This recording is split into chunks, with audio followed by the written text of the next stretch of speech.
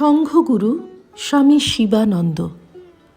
স্বরাজ মজুমদার, পত্রিকার 23তম বর্ষ, পঞ্চম সংখ্যা। মহাপুরুষ মহারাজের মধ্যে গুরুবুদ্ধি এতটুকু ছিল না। নিজের সম্পর্কে বলতেন, আমাদের ঠাকুর পাকা খেলোয়াড়, কানাকড়ি দিয়ে বাজি মাত করেন। কানাকড়ি কথাটি বলবার সময় নিজের দিকে আঙুল দেখাতেন। সংঘগুরু হয়েও তিনি মনে করতেন না যে তিনি প্রেসিডেন্ট। বলতেন, মহারাজই তো আমাদের মঠ মিশনের চিরদিনের প্রেসিডেন্ট, আমি কে? ভরত যেমন রামচন্দ্রের পাদুকা সিংহাসনে রেখে রাজ্য পরিচালনা করেছিলেন, আমিও তেমনি মহারাজের পাদুকা মাথায় করে তাঁরই কাজ চালাচ্ছি। তিনিই প্রেসিডেন্ট। কথা প্রসঙ্গে একদিন স্বামী মাধবানন্দজি ও নির্বাণানন্দজিকে মহাপুরুষ মহারাজ বললেন, সংঘের জন্যই এখনও ঠাকুর রেখেছেন, সংঘকে পাকা করে দেবার জন্য। পাকা আছেই, তবে আরও দৃঢ় করে দেবার জন্য।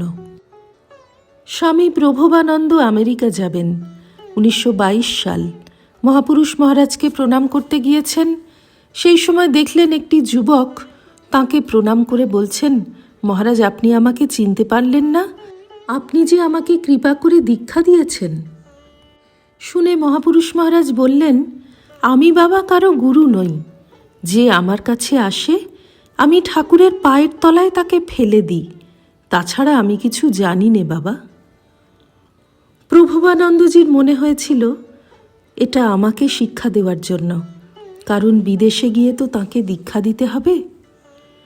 বাস্তবিক মহাপুরুষ মহারাজের মধ্যে এতটুকু গুরুবুদ্ধি ছিল না। স্বামীজি বলতেন, যে দাস, যে সেবক হতে পারে, সেই পারে ঠিক ঠিক নেতা হতে। তা মহাপুরুষ মহারাজ এমনভাবে শ্রীরামকৃষ্ণের দাসত্ব স্বীকার করেছিলেন যে সংঘের ঠিক ঠিক নেতা হয়ে উঠতে, সকলের হৃদয়ে জয় করে নিতে তাঁর দেরি হয়নি। স্বামীজিকে বাদ দিলে ঠাকুরের ত্যাগী শিষ্যদের মধ্যে তিনিই সবচেয়ে বেশি সন্ন্যাসী ও গৃহী ভক্তের হৃদয়ে আধ্যাত্মিক আলো জ্বালাবার কাজে ব্রতী হবার সুযোগ পেয়েছিলেন। মহাপুরুষ মহারাজ ছিলেন খুবই নিয়মনিষ্ঠ। ঠাকুর সেবার এতটুকু শৈথিল্য তিনি সহ্য করতে পারতেন না। তাছাড়া সকলের প্রতি তাঁর সেবার মনোভাব।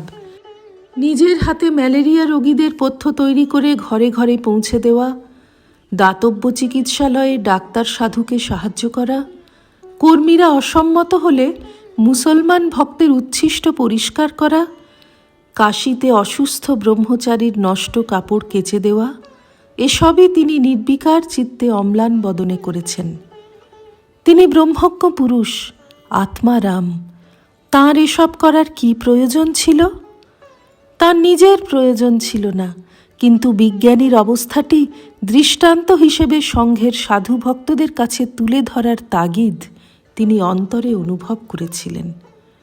মঠের বাইরে যারা ছিলেন তাঁদেরও তিনি সাধ্যমতো সাহায্য করতেন।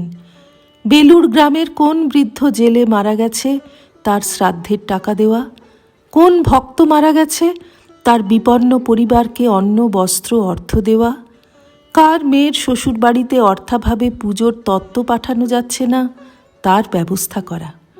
শেষের দিকে নিজেই বলতেন, আমি যেন মা গঙ্গা হয়ে গেছি।